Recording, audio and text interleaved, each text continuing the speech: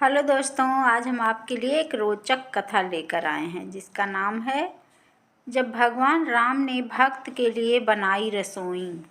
बहुत साल पहले की बात है। एक आलसी लेकिन भोला भाला युवक था, आनंद। दिन भर कोई काम नहीं करता, बस खाता ही रहता और सोए रहता। घर वालों ने कहा, चलो जाओ, निकलो घर से। कोई काम धाम करते नहीं हो, बस पड़े रहते हो। वह घर से निकलकर यूं भटकते हुए एक आश्रम में पहुंचा। वहां उसने देखा कि एक गुरुजी हैं। उनके शिष्य कोई काम नहीं करते, बस मंदिर की पूजा करते हैं। उसने सोचा, यह बढ़िया है, कोई काम धाम नहीं, बस पूजा ही तो करना है। गुरुजी के पास जाकर पूछा, यहाँ मैं रह सकता हूँ? गुरुजी बोले, हाँ, क्यों नहीं, लेकिन मैं कोई काम नहीं कर सकता हूँ। गुरुजी, कोई काम नहीं करना है, बस पूजा करना होगा। आनंद, ठीक है, वह तो मैं कर लूँगा। अब आनंद महाराज आश्रम में रहने लगे। ना कोई काम, ना कोई धाम, बस सारा दिन खाते रहो और प्रभु भक्ति में भजन गाते रहो। महीना भर हो गया, फिर एक दिन आई एकादशी। उसने रसोई में जाकर देखा, खाने की कोई तैयारी नहीं। उसने गुरुजी से पूछा, आज खाना नहीं बनेगा क्या? गुरुजी ने कहा, नहीं, आज तो एकादशी है, तुम्हारा भी उपवास है। उसने कहा, नहीं, अगर हमने उपवास कर लिया तो कल का दिन ही नहीं देख पाएंगे। हम नहीं कर सकते उपवास, हमें तो भूख लगती है। आपने पहले क्यों नहीं बताया?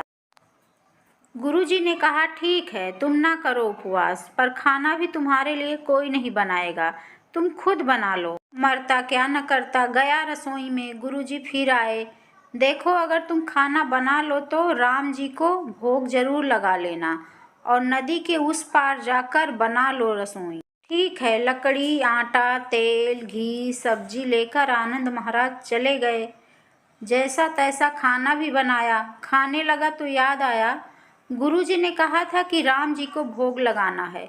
लगा भजन गाने, आओ मेरे राम जी भोग लगाओ जी, प्रभु राम आइए, श्री राम आइए, मेरे भोजन का भोग लगाइए।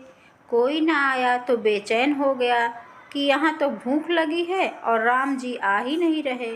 भोला मानस जानता नहीं था कि प्रभु साक्षात तो आएंगे नहीं, पर गुरुजी की बात मानना जरूरी है। फिर उसने कहा, देखो प्रभु राम जी, मैं समझ गया कि आप क्यों नहीं आ रहे हैं।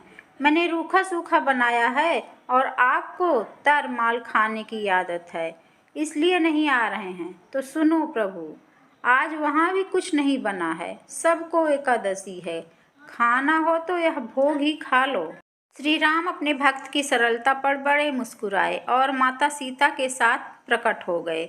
भक्त असमंजस में, गुरुजी ने तो कहा था कि राम जी आएंगे, पर यहाँ तो माता सीता भी आई हैं और मैंने तो भोजन बस 2 लोगों का बनाया है। चलो कोई बात नहीं, आज इन्हें ही खिला देते हैं। बोला, प्रभु मैं भूखा रह गया, लेकिन मुझे आप दोनों को देखकर बड़ा अच्छा लग रहा है। लेकिन अगली एकादशी पर ऐसा ना करना, पहले बता देना कि कितने जन आ रहे हो, और हाँ, थोड़ा जल्दी आ जाना। राम जी उसकी बात पर बड़े मुदित हुए, प्रसाद ग्रहण करके चले गए। अगली एकादशी आई, भोला मानस सब भूल गया। उसे लगा प्रभु ऐसे ही आते होंगे और प्रसाद ग्रहण करते होंगे। फिर एकादशी आई। गुरुजी से कहा, मैं चला अपना खाना बनाने, पर गुरुजी थोड़ा ज़्यादा अनाज लगेगा, वहाँ 2 लोग आते हैं। गुरुजी मुस्कुराए, भूख के मारे बावला है, ठीक है, ले जा और अनाज ले जा। अब की बार उसने 3 लोगों का खाना बनाया।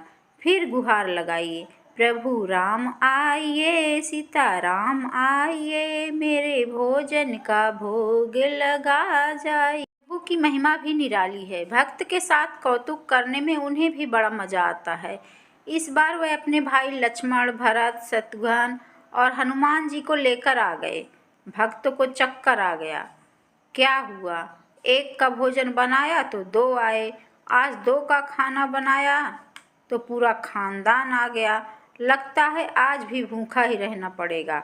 सबको भोजन लगाया और बैठे बैठे देखता रहा। अनजाने ही उसकी भी एकादशी हो गई। अगली एकादशी आने से पहले गुरुजी से कहा, गुरुजी, ये आपके प्रभु राम जी अकेले क्यों नहीं आते? हर बार कितने सारे लोग ले आते हैं। इस बार अनाज ज़्यादा देना। गुरुजी को लगा कहीं यह अनाज बेचता तो नहीं है, देखना पड़ेगा जाकर। भंडार में कहा, इसे जितना अनाज चाहिए दे दो, और छुप कर उसे देखने चल पड़े। इस बार आनंद ने सोचा, खाना पहले नहीं बनाऊंगा, पता नहीं कितने लोग आ जाएं। पहले बुला लेता हूँ, फिर बनाता हूँ। फिर टेर लगाई, प्रभु राम आइए, श्री राम आइए, मेरे भोजन का भोग लगाइए। सारा राम दरबार मौजूद। इस बार तो हनुमान जी भी साथ आए, लेकिन यह क्या, प्रसाद तो तैयार ही नहीं है। भक्त ठहरा भोला भाला, बोला, प्रभु इस बार मैंने खाना नहीं बनाया। प्रभु ने पूछा, क्यों? बोला, मुझे मिलेगा तो है नहीं, फिर क्या फायदा बनाने का, आप ही बना लो और खुद ही खा लो। राम जी मुस्कुराए, सीता माता भी गदगद हो गई उसके मासूम जवाब से। लक्ष्मण जी बोले, क्या करें प्रभु? प्रभु बोले, भक्त की इच्छा है, पूरी तो करनी पड़ेगी, चलो लग जाओ काम पे। लक्ष्मण जी ने लकड़ी उठाई, माता सीता आटा सानने लगी। भक्त एक तरफ बैठकर देखता रहा। माता सीता रसोई बना रही थी तो कई ऋषि मुनि, यक्ष, गांधर्व प्रसाद लेने आने लगे। इधर गुरुजी ने देखा खाना तो बना नहीं, भक्त एक कोने में बैठा है। पूछा, बेटा क्या बात है, खाना क्यों नहीं बनाया? बोला, अच्छा किया गुरुजी आप आ गए, देखिए कितने लोग आते हैं प्रभु के साथ। गुरुजी बोले, मुझे तो कुछ नहीं दिख रहा तुम्हारे और अनाज के सिवा। भक्त ने माथा पकड़ लिया, एक तो इतनी मेहनत करवाते हैं प्रभु, भूखा भी रखते हैं, और ऊपर से गुरुजी को दिख भी नहीं रहे हैं, यह और बड़ी मुसीबत है। प्रभु से कहा, आप गुरुजी को क्यों नहीं दिख रहे हैं? प्रभु बोले, मैं उन्हें नहीं दिख सकता। बोला, क्यों? वे तो बड़े पंडित हैं, ज्ञानी हैं, विद्वान हैं, उन्हें तो बहुत कुछ आता है, उनको क्यों नहीं दिखते आप? प्रभु बोले, माना कि उनको सब आता है, पर वे सरल नहीं हैं तुम्हारी तरह, इसलिए उनको नहीं दिख सकता। आनंद ने गुरुजी से कहा, गुरुजी प्रभु कह रहे हैं आप सरल नहीं हैं, इसलिए आपको नहीं दिखेंगे। गुरुजी रोने लगे, वाकई मैंने सब कुछ पाया, पर सरलता नहीं पा सका तुम्हारी तरह, और प्रभु तो मन की सरलता से ही मिलते हैं। प्रभु प्रकट हो गए और गुरुजी को भी दर्शन दिए। इस तरह एक भक्त के कहने पर प्रभु ने रसोई भी बनाई। यह भक्ति कथा लोक श्रुति पर आधारित